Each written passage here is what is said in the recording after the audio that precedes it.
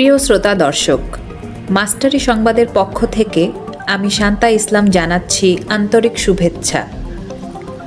আপনারা যারা সারাদিন বিভিন্ন কাজে ব্যস্ত থাকেন, তাদের জন্য মাস্টারি সংবাদের এই আয়োজন।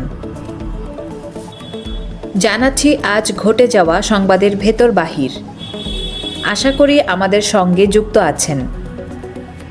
জানুন আজকের বিশেষ বিশেষ সংবাদ। সংবাদের শিরোনাম। কায়রো পৌঁছেছেন ডক্টর ইউনূস। ইজতেমা মাঠে হতাহতের ঘটনায় জড়িতদের আইনের আওতায় আনা হবে, স্বরাষ্ট্র উপদেষ্টা। ইজতেমা ময়দানে ১৪৪ ধারা জারি। রাজধানীর করাইল বস্তিতে আগুন। নতুন গান নিয়ে ফিরছেন ম্যাডোনা। উইন্ডিজকে হারিয়ে টাইগারদের ঐতিহাসিক সিরিজ জয়। বিস্তারিত সংবাদ। প্রধান উপদেষ্টা অধ্যাপক ডক্টর মোহাম্মদ ইউনূস মিশর পৌঁছেছেন। D8 সম্মেলনে যোগ দিতে আজ বুধবার স্থানীয় সময় সকাল ১১টায় মিশরের রাজধানী কায়রোতে পৌঁছান তিনি।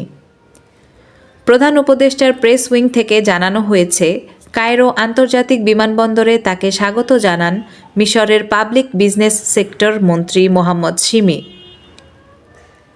পরে মন্ত্রীর সঙ্গে সংক্ষিপ্ত বৈঠক করেন প্রধান উপদেষ্টা। স্বরাষ্ট্র উপদেষ্টা লেফটেন্যান্ট জেনারেল মোহাম্মদ জাহাঙ্গীর আলম চৌধুরী অবসরপ্রাপ্ত বলেছেন, টঙ্গী ইজতেমা মাঠে হতাহতের ঘটনায় জড়িতদের আইনের আওতায় আনা হবে। তিনি বলেন, যারা টঙ্গী বিশ্ব ইজতেমার মাঠ নিয়ন্ত্রণকে কেন্দ্র করে হতাহতের ঘটনায় জড়িত, তাদেরকে অবশ্যই আইনের আওতায় আনা হবে।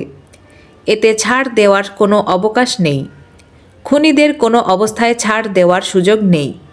যারা প্রকৃত দোষী তাদেরকে আইনের আওতায় আনা হবে।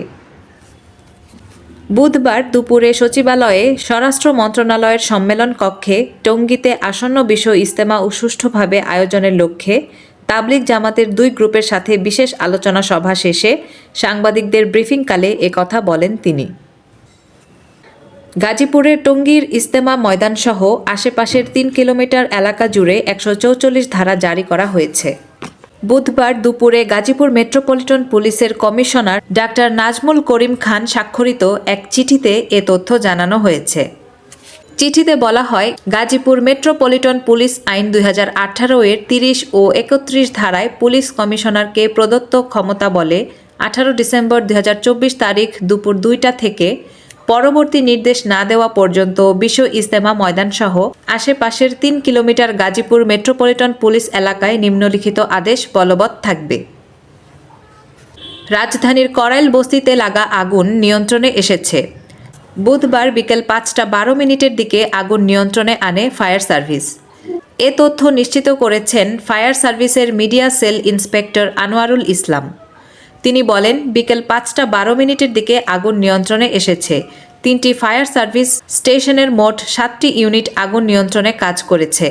তাৎক্ষণিকভাবে আগুন লাগার কারণ ও ক্ষয়ক্ষতির পরিমাণ জানাতে পারেনি ফায়ার সার্ভিস। বিকেল ৪টা ৩৯ প্রথম ইউনিট ঘটনাস্থলে পৌঁছায়। তাদের প্রায় আধা ঘন্টার চেষ্টায় আগুন নিয়ন্ত্রণে আসে। নতুন গান নিয়ে ফিরছেন মার্কিন খ্যাতনামা পপ সঙ্গীত শিল্পী ম্যাডোনা। আগামী বছর গানটি মুক্তি পেতে পারে। এই গানের মধ্য দিয়ে দীর্ঘ প্রায় ২০ বছর পর তিনি আবার তার confession on a dance floor অ্যালবামের সহযাত্রী স্টুয়ার্ট প্রাইসের সঙ্গে নতুন গান নিয়ে কাজ করছেন। ম্যাডোনা সামাজিক যোগাযোগ মাধ্যমে একটি পোস্টের মাধ্যমে গানে ফেরার বিষয়টি নিশ্চিত করেছেন। সুখবরটি দিয়ে ইনস্টাগ্রামে একটি ভিডিও শেয়ার করেন এই গায়িকা।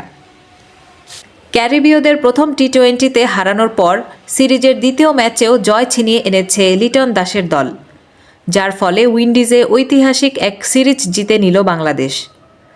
বুধবার সেন্ট ভিনসেন্টের কিংসটাউনে দ্বিতীয় টি-20তে আগে ব্যাট করে 7 উইকেটে হারিয়ে ১২৯ রান করে বাংলাদেশ।